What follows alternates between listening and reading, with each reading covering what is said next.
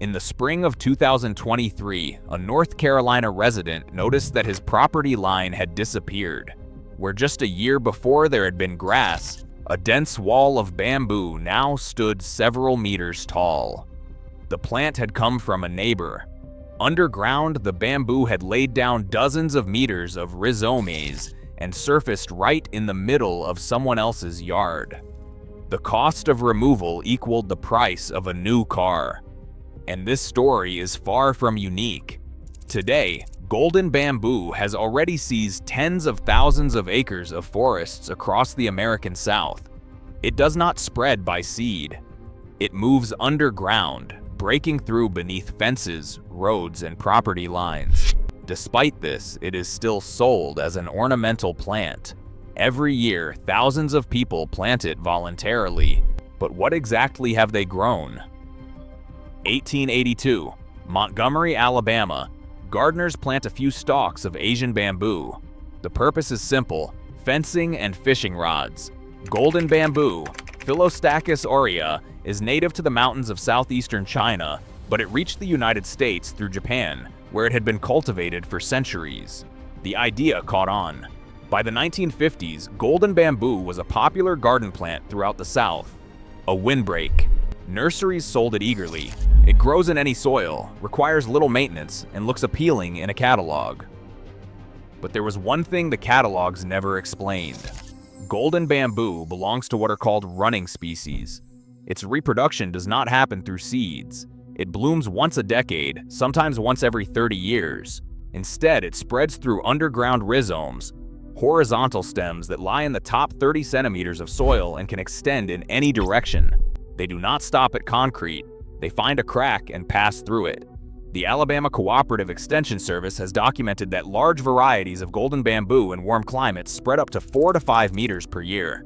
That figure matters, because it means bamboo planted by your neighbor in 2020 is already under your yard by 2025, and under your foundation by 2030. This is the same logic as kudzu, a vine from Japan that has swallowed millions of acres of southern forests since the 1930s. Kudzu was also introduced with the best intentions as livestock feed and an erosion control measure. The results are well known, but at least kudzu is visible. Bamboo moves underground, and here is a concrete image of what that means in practice. Cabin John, Maryland. The Moses Morningstar Cemetery, a historic burial ground located along the Beltway, Washington's Ring Road. Management decided to plant bamboo along the fence to shield the graves from highway noise and traffic. It seemed reasonable. It seemed thoughtful. Then the rhizomes went underground. By 2023, bamboo was growing through burial slabs and into grave sites. State Delegate Linda Foley learned of it from a local resident complaining about a neighbor's bamboo in her own yard, and introduced a bill in the Maryland General Assembly. In May 2023, Governor Wes Moore signed it into law. Bamboo is so invasive that it grows right into headstones and burial plots, Foley told reporters from the Capitol News Service. A plant installed to protect the dead had begun destroying them. That is what quietly taking over looks like. David Coyle runs the account at Dr. Dave Coyle and writes about invasive species as though someone's future depends on it. Perhaps it does. He is an associate professor at Clemson University in South Carolina, specializing in forest health and invasive species, and has spent more than a decade documenting what is happening to vegetation across the American South. On the subject of bamboo, he has a favorite set of phrases. I've seen it grow under highways, traveling beneath the asphalt, pausing, then emerging on the other side. I've seen it grow through pipes and come out through a toilet inside a house. It is incredibly aggressive, and the moment you stop containing it, it escapes. But here is where the real conflict begins. When Coyle says terrible idea, nursery sellers respond that customers want privacy, and if we do not sell them bamboo with proper instructions, they will buy it online with no warnings at all. Better to sell it responsibly. Homeowners say there are clumping bamboos and running bamboos. Just buy the right kind and install a barrier. Everything is under control. Farmers point out that the bamboo market is worth $60 billion a year. Why should we walk away from it? They are all right on the details. Clumping varieties really are less aggressive. Barriers really do slow the spread, if installed correctly and inspected regularly. The market really does exist, but they do not see the full picture. And here is why. By 2008, invasive Philostachys bamboo species occupied 71,560 acres of forests in the American South, nearly 29,000 hectares. That is the figure from a U.S. Forest Service report, not counting private property, roadsides, or abandoned lots where no one was counting at all, from Texas to Virginia, from Florida to Arkansas. In 2008, that was the officially recorded scale. 17 years have passed since then, and here's what Pensy Grant adds to that picture. The underground rhizome network of a single golden bamboo stand can extend up to 10 miles from the original plant. That is not a typical case, but it is a documented extreme. It illustrates why barriers along a property line offer no protection against a plant that does not recognize property lines. Rhizomes do not stop at a parcel boundary. They do not stop at a city limit. One original planting, and years later a stand can appear several blocks away without any new planting at all. Now, what happens in places where bamboo has already taken hold? Coyle describes a mature golden bamboo stand as a dead zone. The dense canopy of stalks blocks sunlight to the level of an underground parking structure. Below it, bare ground covered in dead leaves. Coyle says even birds don't fly in there because there is nothing to eat. Scientific studies confirm it. Bamboo monocultures are dark inside and devoid of any plants beneath the canopy. That is how peer-reviewed literature phrases it. Where a complex forest ecosystem once existed, there is now a single plant from horizon to horizon. Now, on climate. The USGS documents that warming winters in the United States are allowing tropical and subtropical invasive species to expand their ranges northward. A study from Japan on Philostachys species found a direct correlation. With an average annual temperature increase of 1.5 degrees Celsius, the potential range of invasive bamboo grows by a factor of 1.3. At plus 4 degrees Celsius, by a factor of 2.3. Golden bamboo, even without warming, has already been documented in Buffalo, New York, and in Oregon. In the South, where winters are already mild, the season of active rhizome growth lengthens each year. This means, even if all new plantings stopped today, the stands already in the ground would keep spreading. Now, on why no one can stop this at the legal level. There is no federal law banning the sale of invasive bamboo in the United States. There are individual states. New York banned the two most aggressive species, Philostachys aerea and Philostachys aureosulcata, back in 2014. Connecticut requires a barrier no less than 45 centimeters deep. Fairfax County in Virginia has fined property owners whose bamboo crosses a property line since 2023. In 2026, New Jersey became the first state in the country to pass a statewide law, the Invasive Species Management Act, officially classifying running bamboo as a prohibited invasive species. But these are islands in a sea. At least 60 municipalities across the country have adopted some form of local ordinance. 60 out of thousands. And in no southern state, not Alabama, Georgia, Florida, Texas, Louisiana, or either Carolina, is there a statewide law banning the sale of running bamboo. A University of Massachusetts study documented in 2021 that 1,330 nurseries and online retailers across the country still sell invasive plants. More than 60% of plants classified as invasive remain freely available for purchase. 20 species banned in certain states are sold openly.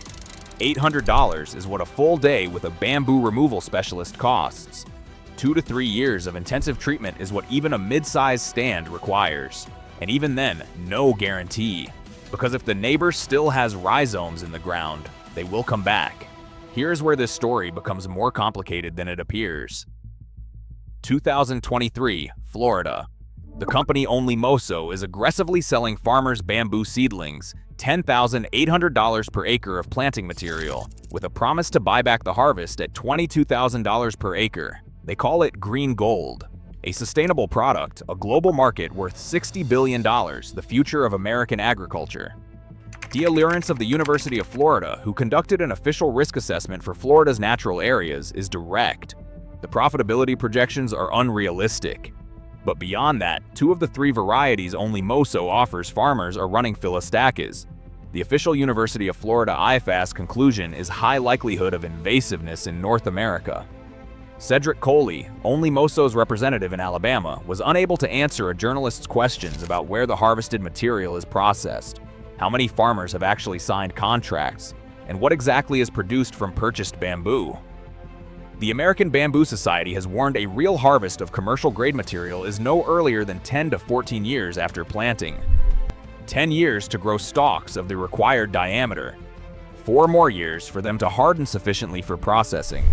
And now, the largest bamboo farm in American history, Resource Fiber, based in Alabama, founded in 2011, supported by the state through the Alabama Jobs Act. At its peak, 100 acres of Philostachys nigra in Greene County, in the heart of Alabama's Black Belt. Company-owned patents on bamboo construction materials, plans for a processing plant in Saligent, press releases about a bamboo revolution in the oil refining region. In late 2021, the company sought new investors. The deal fell apart at the last moment. Resource Fiber filed for Chapter 7 bankruptcy and closed for good. But the bamboo, Philostachys, a running species, remained on 100 acres. And here is where the unexpected outcome reaches its true scale. When a farmer abandons a plantation or simply cannot maintain it, the bamboo moves on. Without intention, without strategy, just a few meters a year in every direction. Into roadsides, into forests, into neighboring fields. It requires no tending. It requires no irrigation. It requires no one. A system meant to generate profit has instead been manufacturing new invasion sites across the entire South, precisely where the climate suits it best. It is commonly assumed that invasive plants are a natural disaster that is difficult to predict. This situation has proven the opposite.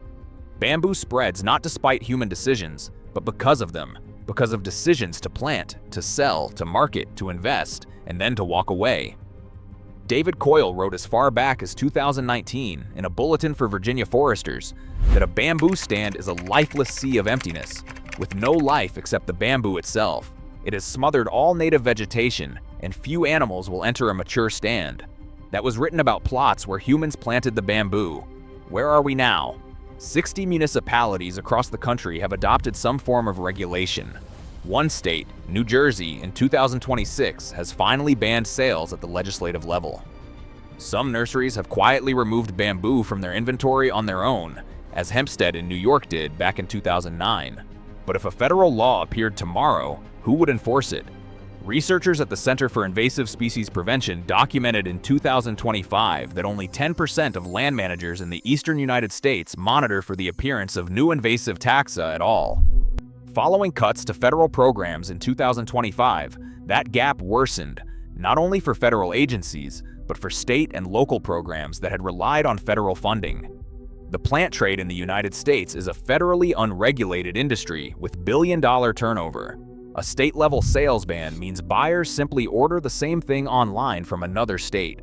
No monitoring infrastructure, no enforcement capacity.